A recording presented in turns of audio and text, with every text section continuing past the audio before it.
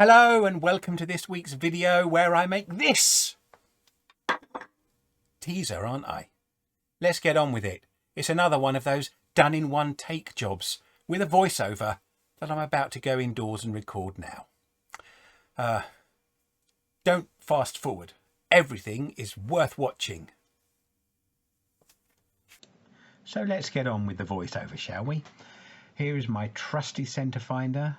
It's maybe an 8 by 2 inch blank, just putting some lines in towards the centre to get a rough idea of where to aim my drill. You'll notice I probably didn't get it quite as centred as I could have done, but you can see there's quite a lot of variation in where those lines are crossing.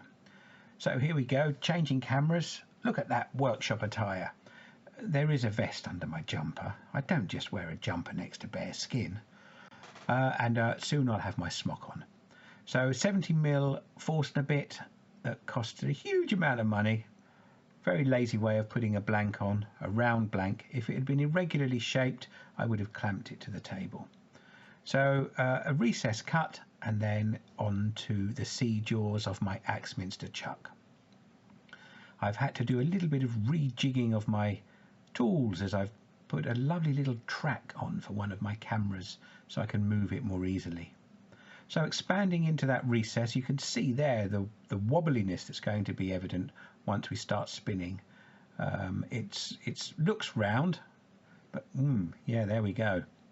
So slow speed to begin with, and of course always get your tool rest into position. Make sure the blank is going to spin without hitting your tool rest, and make sure that you're at a low speed. And as good as my word, there I am off to get my smock on and become a proper wood turner. Well, at least for the duration of today's video. It's quite nice using blanks this size. On first look, it might look like you can't really get an awful lot of wood out of it by the time you've turned a bowl. It's going to be quite small. I've gone chunky. As you will have seen in the little teaser at the start of the video, and it really does show that you can work with a range of shapes, range of thicknesses, and get something that looks pretty solid even from what is a rather small blank. So low speed to begin with, and I'm using a Robert Sowerby bowl gouge that has been ground with a long grind. Just attacking that edge. I use the word attacking in its wood turning sense of gently easing the tool through that corner of the face and the side. You can see it bouncing around a little bit because of that unevenness, but it doesn't take long really to cut that out and to get it to round. Now I'm going for a shape that I used. If you watched the Woodturners Weekender, the virtual one from last year that Chestnut Products did, similar kind of shape with a slight curve in the bottom and then a tall side sloping in, and we'll get to talk about the design principles behind that a little later on. So getting that bottom face trued up, you can see there that's where it's bobbling the most, that's where I've got most of the unevenness. And then turning round that corner. Turn off to check the cut and move the tool rest. And I now want to get the shape round. So standing in line with the blank, as you can see from the stance I'm taking, you can just see the toe of my right shoe in the bottom of the picture there. And I'm just working along that outside edge. Now, I want it to be flared, so I want it wider at the top than at the bottom. No, I don't want it wider at the top. I want it wider at the bottom than at the top so that it flares inwards. Now that allows any decoration, texture, colour, in my eyes, to stand out more and have more of a visible presence than if the whole bowl had been turned with a curve. Especially on something as shallow as this bowl is. So it's just a case of working the gouge along that edge, removing the unevenness. You can see it's mostly round now, just a little bit of bouncing around at that very top edge. Now the principle of cutting a bowl blank is that you go from small to large, the opposite way round for spindle turning, where you go from large to small. You can break that rule, if we want to call it that, and you can get a good finish still. But I'm sticking to that, so I'm now coming to the end that's going to be smallest in diameter and working down that edge. So I'm taking a thicker cut at the top of the blank, which is on the far side of the picture, and then tapering that out gradually to meet the bottom. I haven't yet got that bottom curve established, so the overhead shot shows you here more clearly what I mean.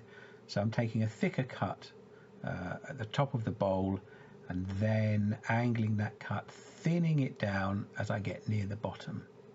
So the whole idea there, as well as being able to show any colour and texture on that outside bowl, it also, I think, once the curve is put in at the bottom, helps to give it a bit of lift.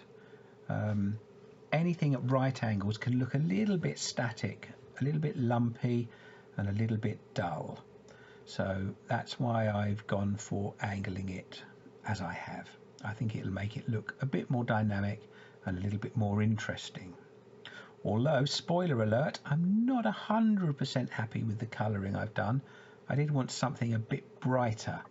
So when this does actually get completely finished, there is a possibility that the colouring might look a little different. Now I'm going to use a recess to hold it in the chuck, quite a shallow one, about 3 millimeters.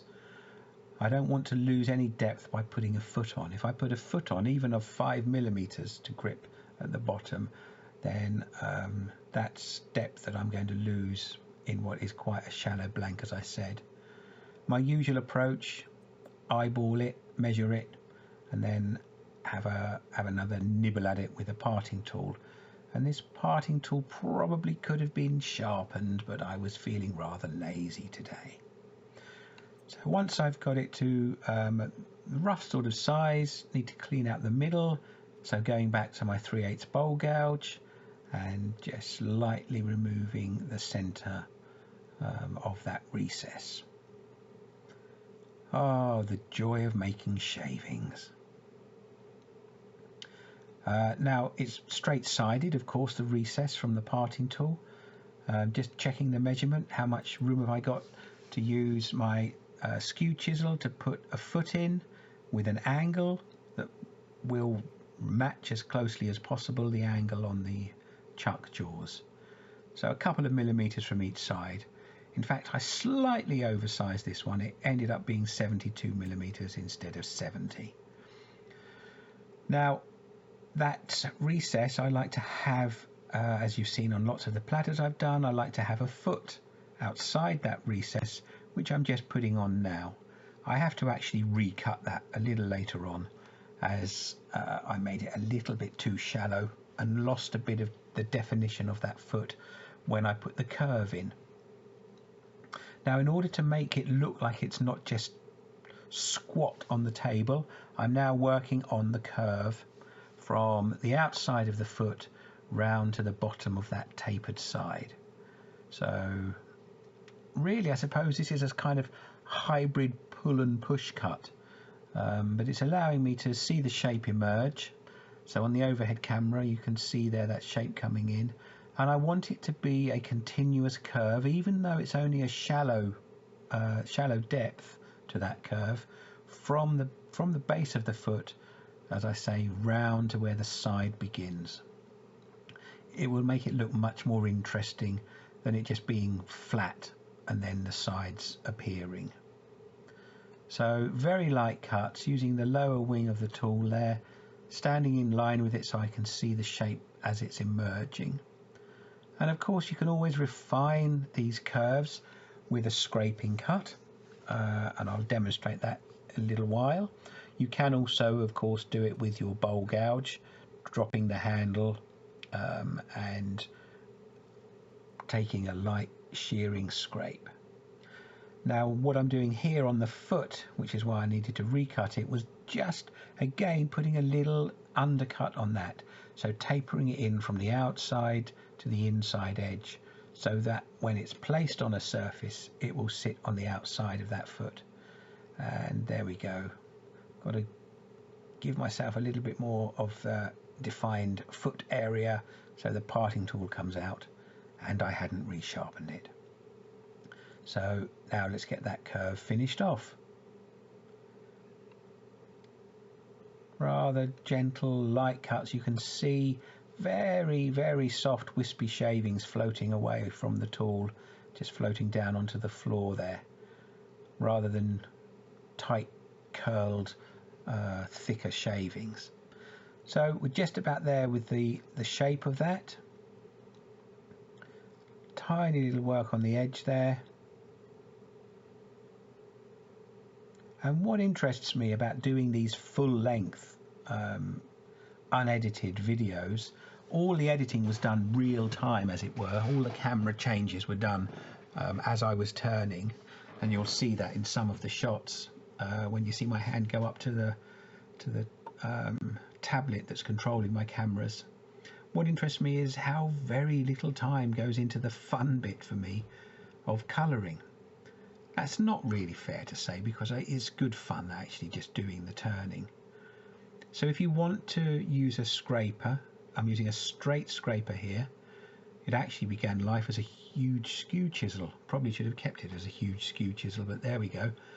I'm just very, very light cuts. You can see light streamers coming off, a bit of dust coming off as well.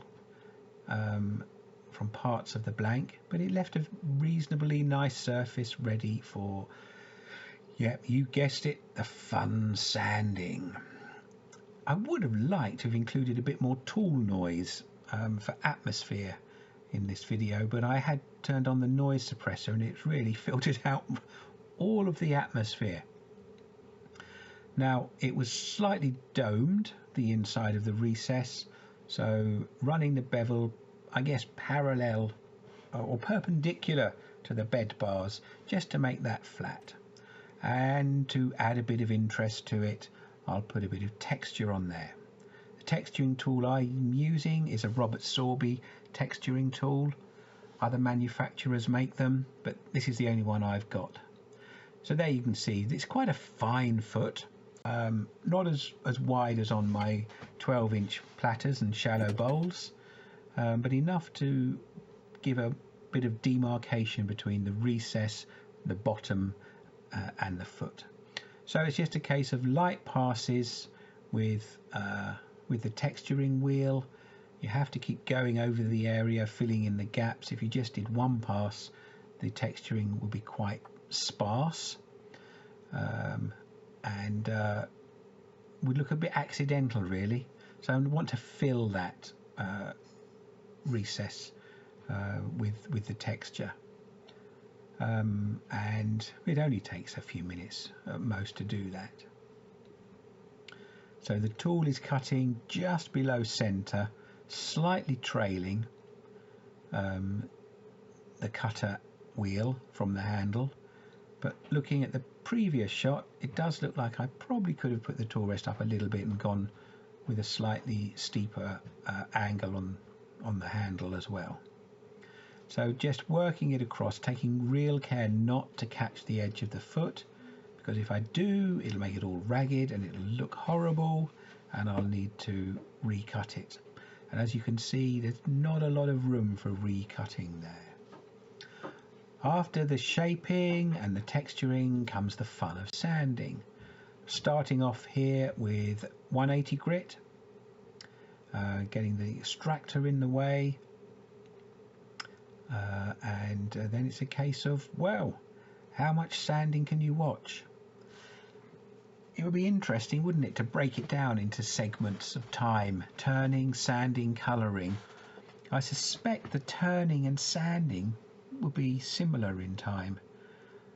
Don't know quite what I'm doing there, fiddling around, getting the drill ready. This is fun, isn't it? Should have got that sorted out before started filming.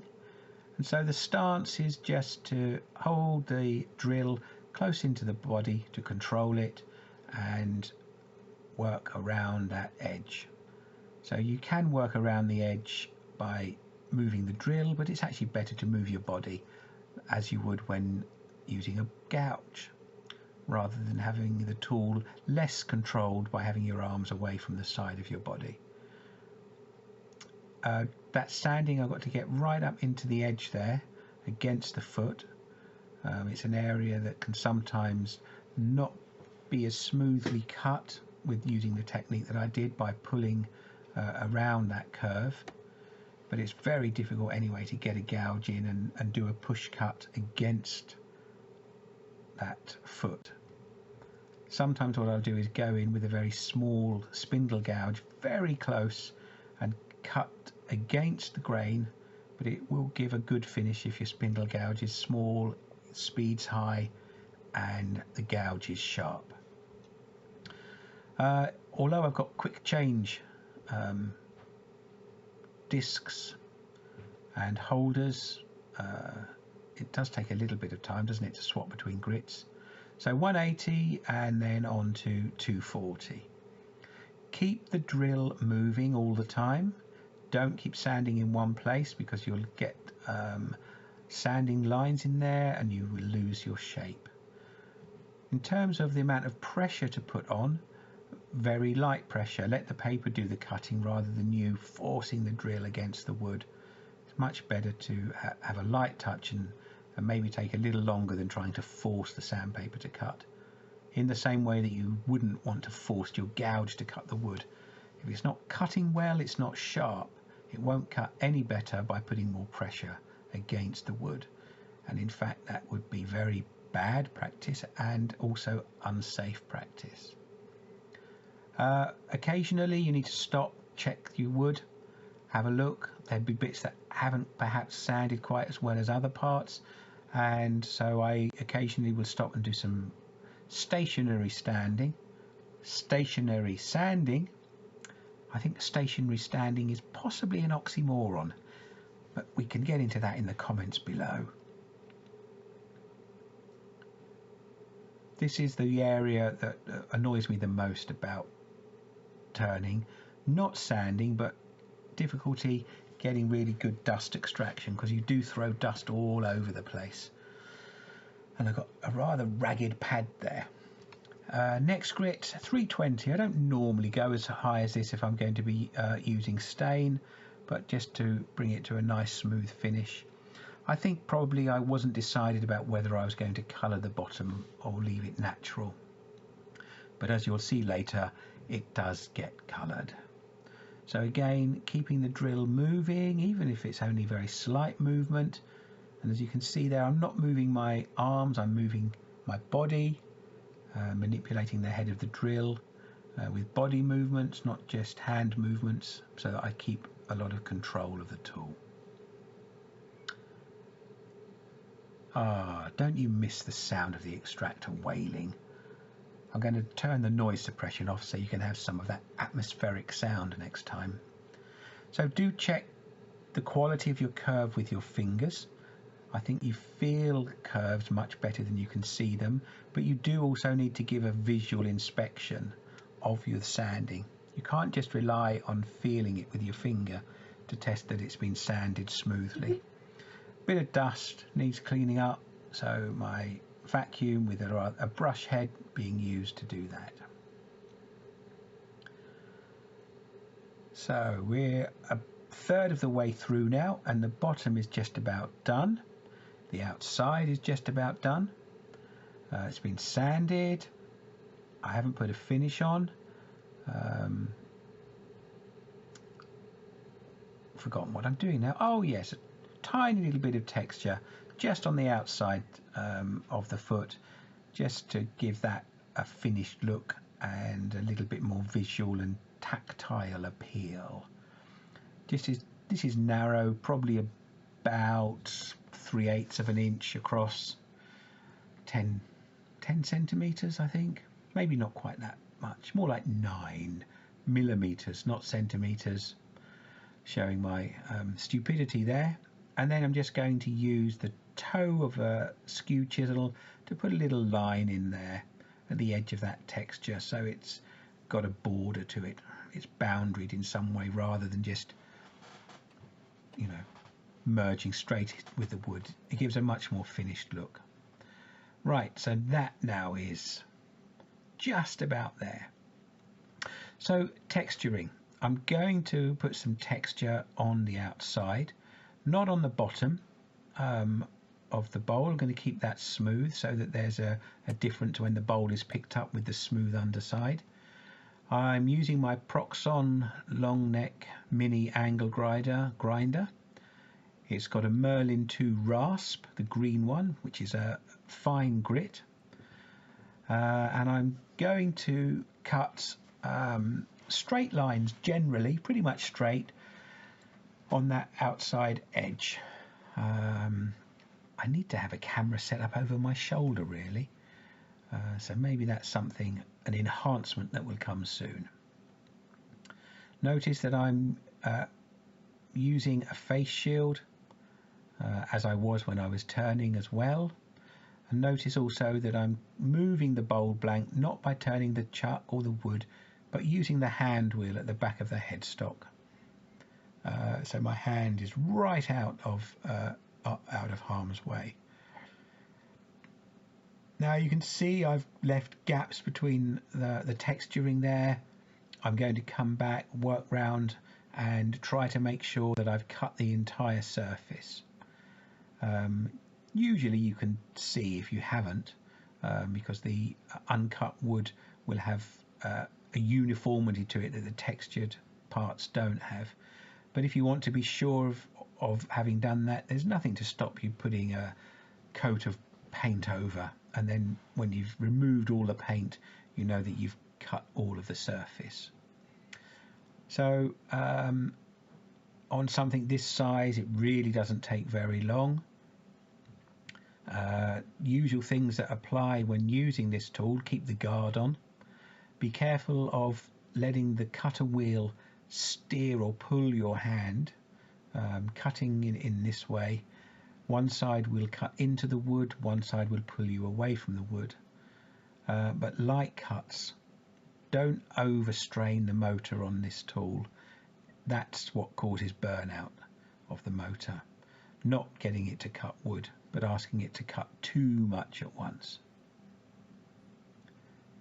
So quite therapeutic. As you can see here, I'm trying to make it interesting for you by giving you different angles so you can see how the tool is being held, how the wood is being moved, and keep working my way around the edge, looking for bits that haven't been cut yet. It does mean that you're going to get a ragged edge at the bottom there, as you can see. Also, of course, at the top, but I'm going to texture the top rim as well, so that will be less of a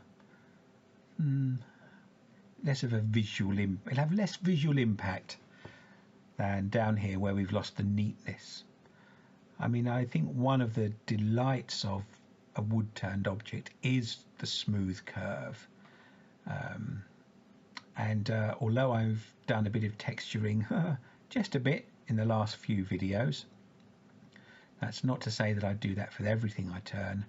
I do really like a soft, sanded, waxed curve that's smooth and shiny. Right, so just about there. It's only taken maybe 3 or 4 minutes to nibble away and make sure that I've pretty much textured the whole of that surface that runs around the side. Quick visual inspection, 1 or 2 areas still to go.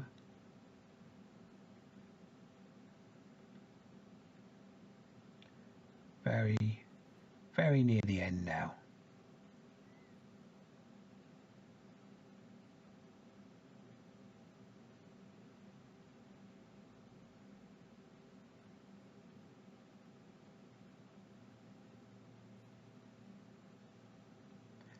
The last bit of beech I did some colouring and texturing on actually had some very nice figure in it, which did make me feel a bit bad. But this one is very plain, so I've got no qualms about putting a bark effect, I suppose we could call it, on the outside. Coming up for about 5 minutes of texturing, and I think there we go. Phew, it's over.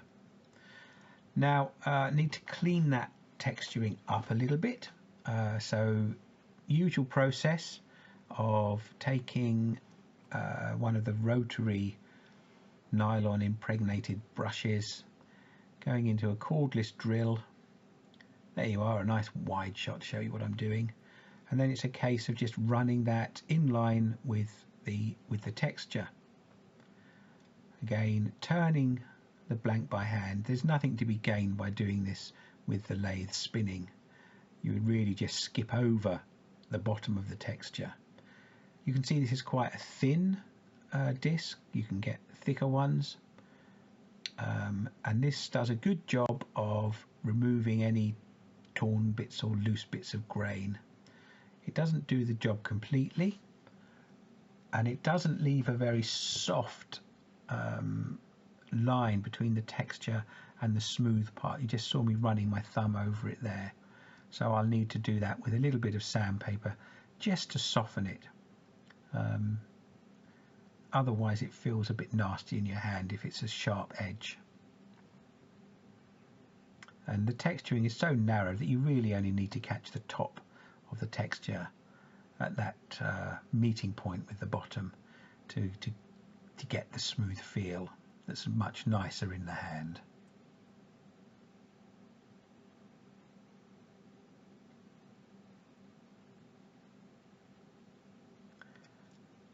So there we go, 240 or 320, it's still in the drill. There we go, getting the cable caught and things again. So I'm just going to run this, just a very quick pass, just where the texture meets the bottom, just to soften that harsh edge so that it's more pleasing to hold. Just a very light skim across the texture as well. Right, now that is the outside finished, so I should be reaching for a chuck key and turning it around any moment now after I finish stroking it. There we go, out comes the chuck key.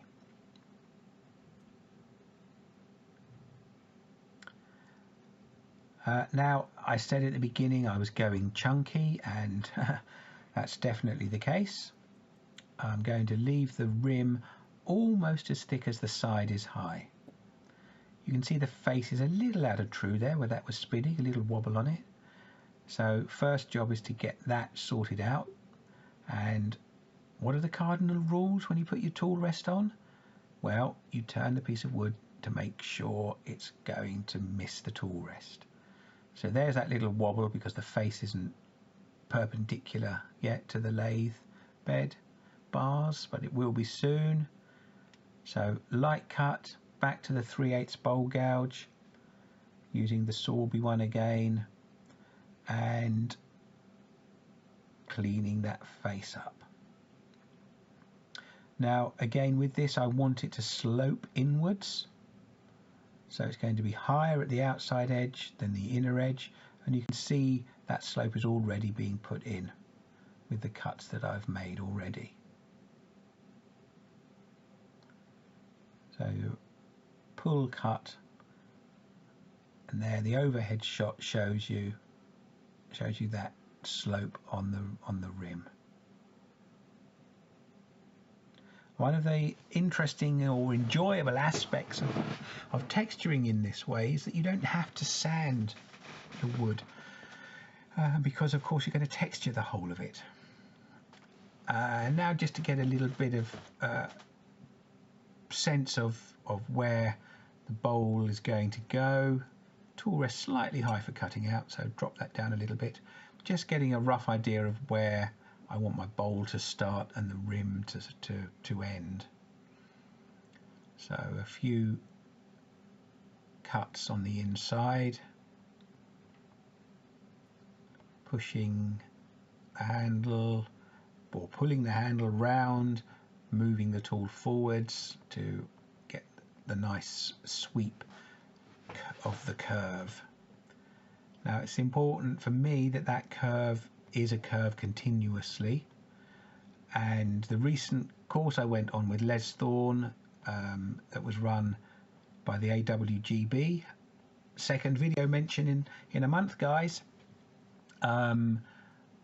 Brilliant organisation. If you haven't joined, do join and do sign up for workshops. So part of that workshop was putting an undercut rim so that you can get a nice shadow effect. So the opening, the top of the bowl, the opening is actually narrower than the thickest part of the curve. And we'll work on that a little later on once I've got the rim properly sorted out. So that's given me an area to start with. It's probably a little larger than I want, but I like to keep the rim a little oversized to begin with, to then allow me to cut back into its final finished size. So back with the Proxxon. Now I'm cutting on the face of the wood here, so the cutter is moving in a different, so 90 degrees different to how it was being used on the edge there, on the side. And when I was cutting on the side, I used my hand on the hand wheel. I should really have used my left hand on the hand wheel as well, but in this cutting direction the wood is protecting my hand. But there would be an even greater degree of safety if I put my hand on the hand wheel. Now I'm keeping the tool cutting in roughly the same position and moving the blank. That means that all of the lines are going to be cut at roughly the same angle. If I worked the tool round a larger part of the circumference, then those angles would probably change and it would look a little lopsided possibly. And of course you saw I didn't have to sand this rim because I'm texturing all of it.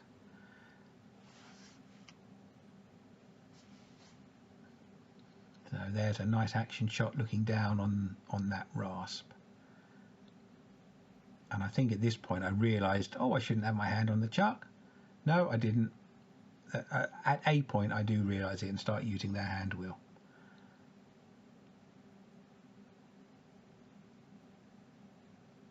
And again, this is a case of working your way round, then checking, looking for any bits that you haven't cut. Nearly there. It doesn't take very long, the whole process.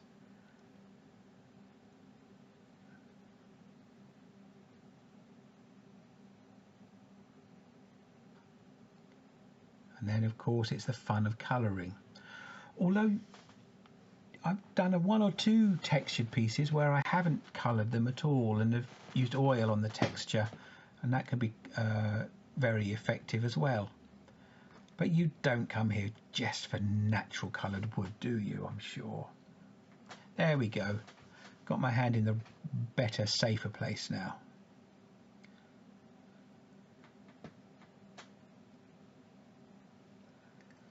Just one or two little areas. You can see me just nibbling away, smaller parts, just to make sure I'm not missing any bits that haven't had the texture done.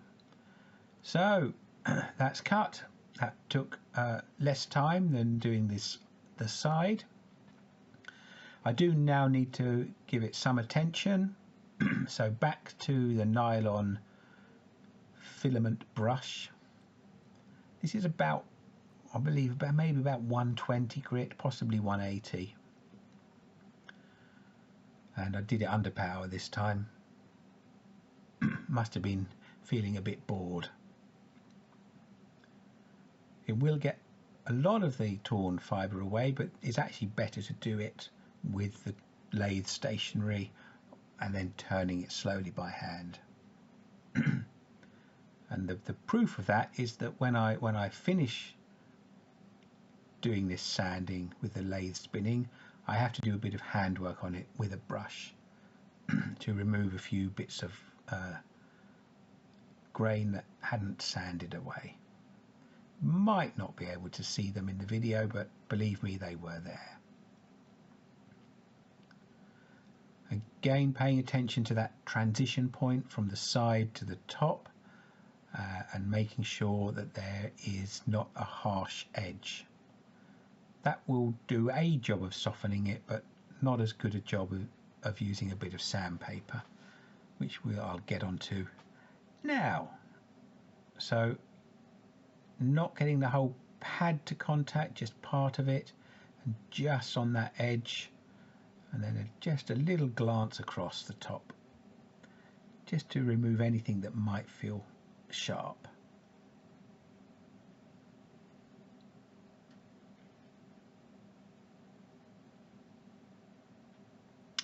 Face shield can come off now, and it's a time to reach for the suede shoe brush.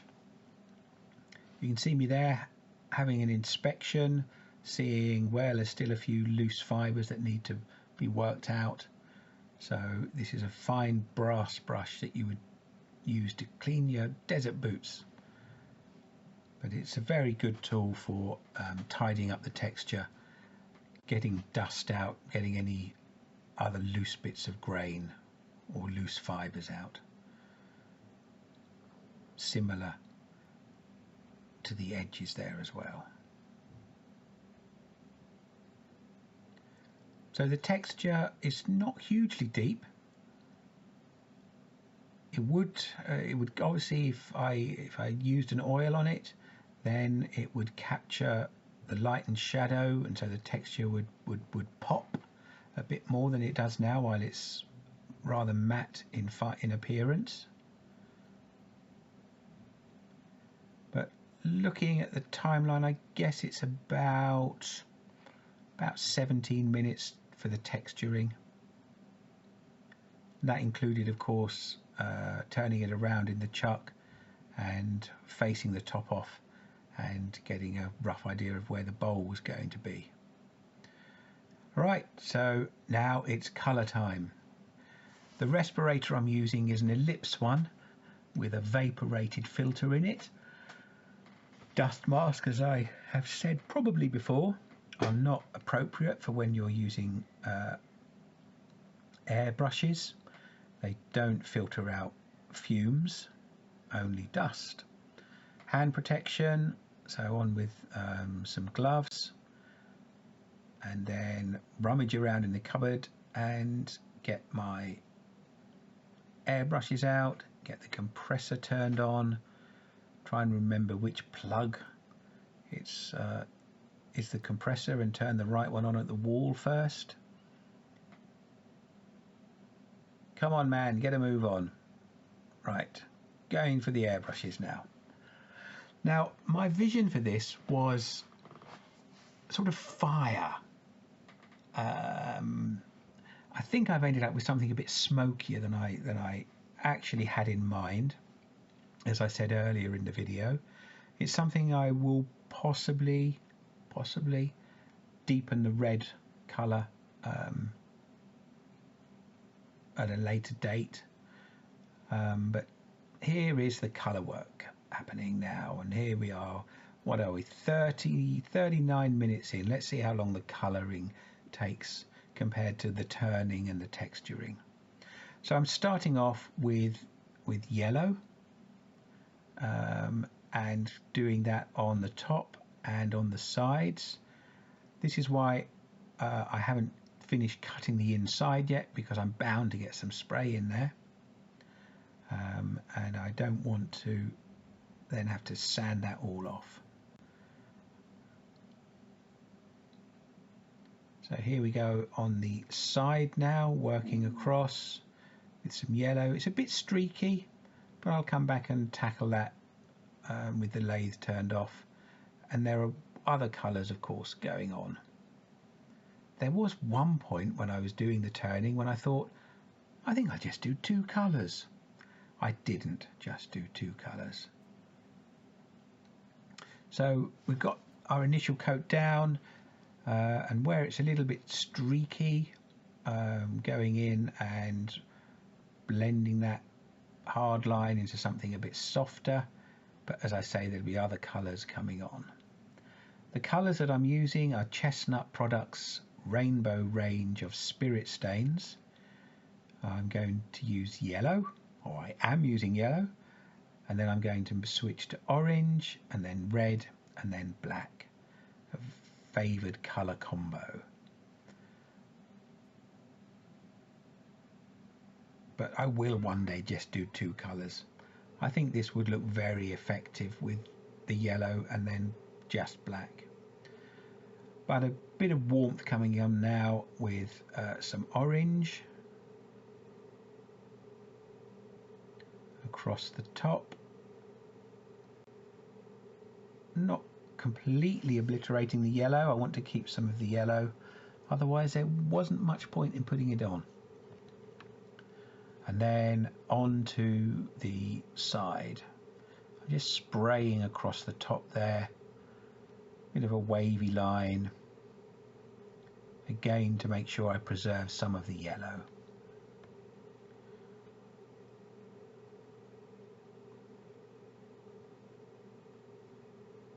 Next colour will be red. And I think that's probably what's happening off camera. Changing the airbrush.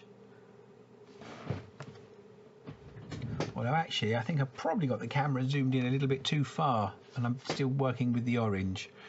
There we go, the airbrush is back in shot now.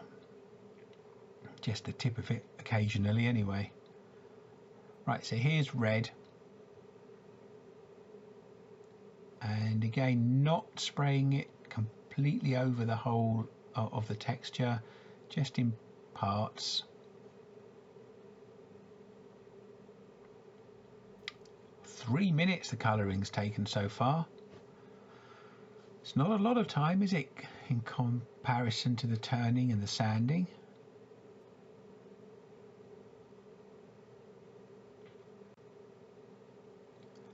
Now, decided at this point that I was going to colour the bottom. Can't tell you why I decided that, but I did. So there's some red going on. Making sure that I'm not leaving lines in the colour. I want it to be evenly applied. Now at the moment that's got a very nice glow to it, and probably what I do next is a little bit of a mistake, which is once I've got the red finished, I'm going to put some black over. And I think probably it would have been better not to have used the airbrush with the black, but to have used maybe a foam brush lightly loaded and drag that across the texture to give a stronger line. So there I am, making sure the back is a solid colour and not rings of different intensities of red. But you can probably see from the quality of the picture there's a mistiness to it, which is the build-up of the spray in the workshop, which is why it's vital to have respiratory protection. Now my first attempt to put black on was an absolute failure. I thought at first maybe the needle had got a bit gummed up, so loosened it off, backed it off, and then realised actually that wasn't the problem. You've probably got there before me. The airbrush bottle is empty. Now these airbrushes, although the bottles are a push fit into them, you saw me there, I didn't just pull it out, I had to give it a little twist. When you put these bottles back into the airbrush, don't just push them in with a twisting motion. It helps them seat much more securely. It was a tip I saw on an airbrushing YouTube video, and really you don't want your bottle just falling out. So refilling the bottle there with a bit of the black stain. Really I should have taken it as an omen, shouldn't I, that the airbrush was empty. Don't use the airbrush, it was saying, put it on in a different way. because what this does, by even just putting a light misting over the orange and yellow, which there does look very warm, it dulls it. You can see there the first bit going on, and you know, if that's an effect that you like and you want to achieve, then this is how you do it. But I think looking at it now, and at the end of the turning session, I felt that I'd lost the warmth that I really wanted to have there. So a way obviously to get that back would be to do a bit of sanding and put some other colour on,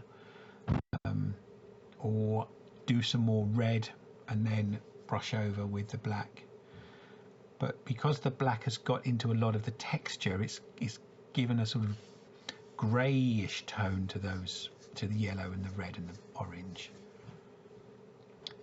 So I'm coming back here with the colours just to try to pop them a bit, and that of course will soften the black a little bit, but I think we can see it's really not coming back to the same vibrancy that was there before the black went on, and the black has lost a bit of its crispness as well through being put on thinly. I think it would have a much more dramatic look if the black were blacker.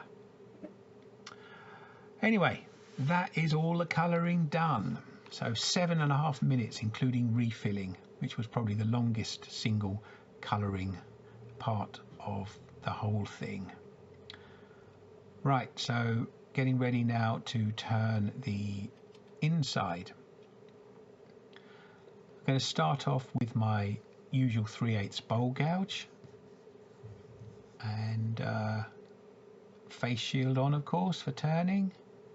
Although you may not see it in all of the shots if I'm not in them fully, the face shield should always be on.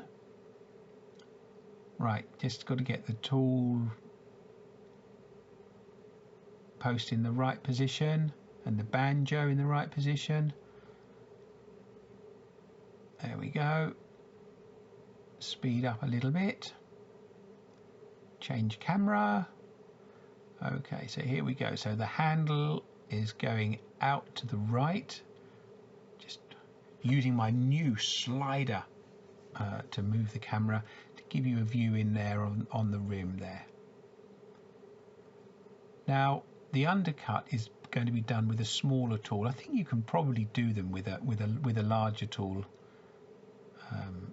as well, but what I'm going for with this tool is to establish the thickness of the rim and make sure that I've got a continuous curve in the cut. Any refinement can be done. Could be done with a scraper, but can also be done with a gouge. I used the scraper on the outside, but on this one I'll just use the gouge to get my shape sorted properly. Oh dear, that's a rather wobbly picture. I think the handle of the gouge may have knocked against the camera. I've got to do a little bit of thinking about the layout of my workshop, possibly move a few items on from it. So that's nearly the size I want. Got a nice-ish curve, but I haven't got the undercut yet. And what that does is add a nice crisp shadow. And it's also quite a useful shape, especially if you're going to use a bowl to put things in that you want to scoop out, so that rather than falling out of the edge, over the edge of the bowl, they fall back into your hand. So I'm using a 1/4 inch gouge now with a 40-degree grind on it. And this is going to be the tool I use to put the undercut. So you can see where my right hand is. When I start the cut, get it established, and then I move my right hand forward slightly and then swing it back round.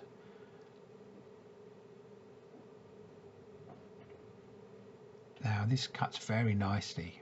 I have to say that until I went on the course with Les Thorne, I had this ground at 45 degrees. But they put a 40-degree grind on for me. It actually is much easier to use, I find. I find it cuts much better. So if you've got a gouge and it's not cutting as you'd like, try tinkering with the angle that you have on it. it's a nice tool as well to use to get the inside curve finished off, because the cut is much finer. You can take a much lighter cut, and I didn't need to use a scraper on the inside.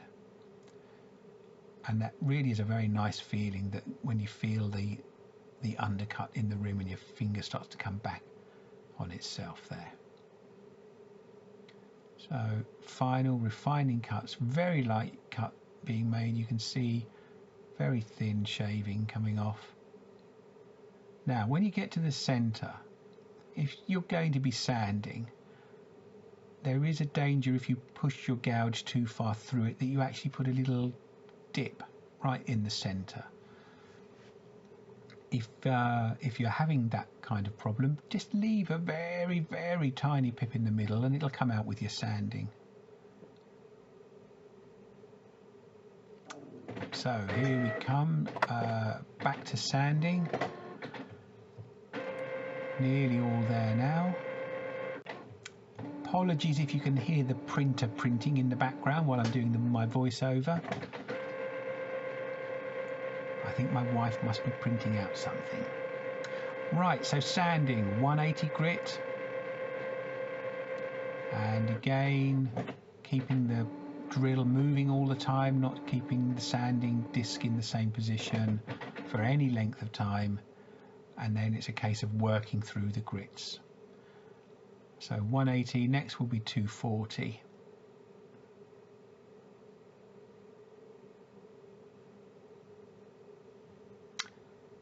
The sanding on the inside here,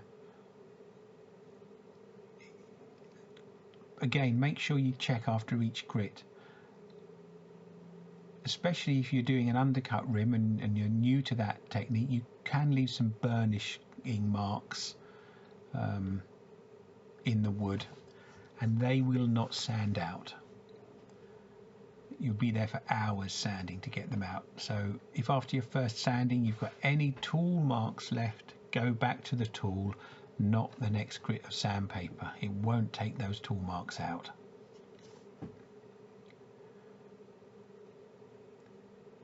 This one is actually, this bit of sanding is doing a bit, being caught a bit better by the dust extractor. But it is our bugbear, isn't it? Dust.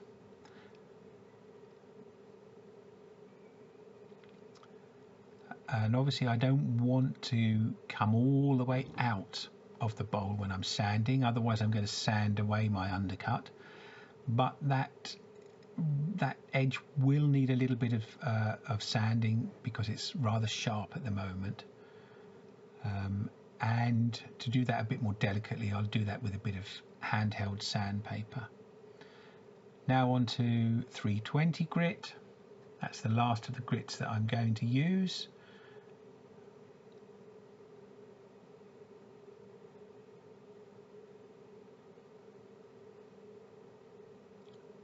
Stopping, checking, and feeling. So this is sanded very nicely.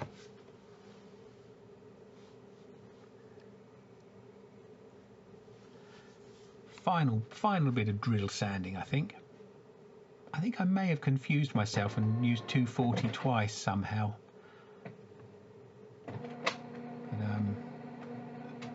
That will remain a mystery.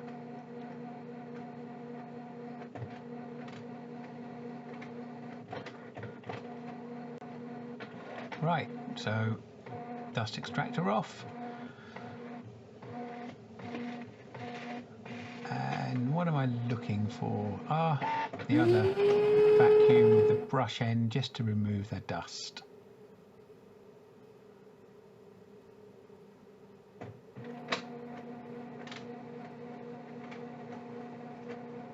Now, in terms of finishing, if I don't recolour, the finish on the outside will be lacquer.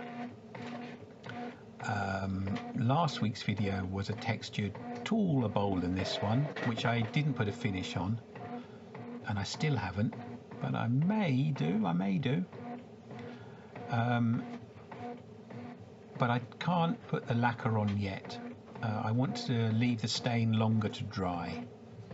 It feels dry in the hand, but I want it to be firmly embedded in the wood before I put sanding sealer on. Otherwise it does get a little bit fade. It can fade the colour a little bit until it's really properly dry all the way through. There we go, that's that dust extractor off, and then a little bit of hand sandpaper just to do the edge. There we go. So just lightly holding that. I don't want to round it over, but I want to take any sharpness off. And that grit, I think, was 180, possibly 240. After that, what have we got? Cut and polish, just to finish off the inside and get it prepared for a bit of wax. Bit of paper towel. Very little of the cut and polish needed. It's a very small bowl opening. But just wipe it on with the lathe stationery.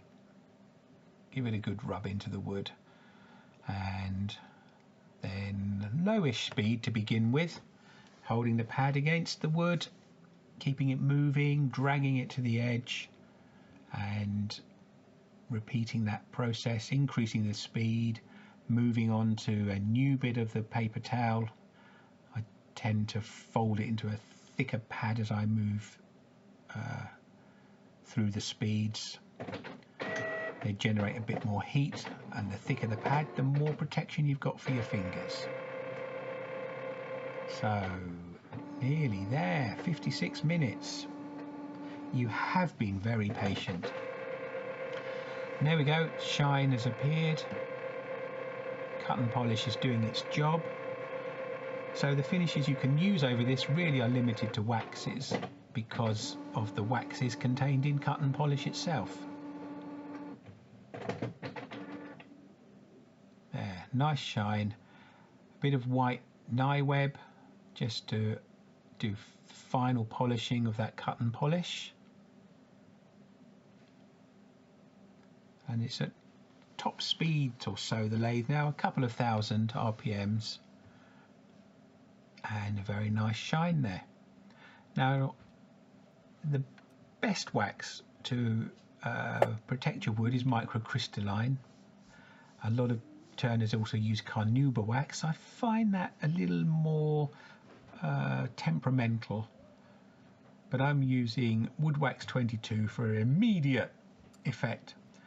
Microcrystalline wax you need to leave for 20 minutes for the solvents to evaporate before you can buff it, and I really didn't think you'd want to watch a stationary piece of wood for 20 minutes, although maybe there's a market for that kind of thing.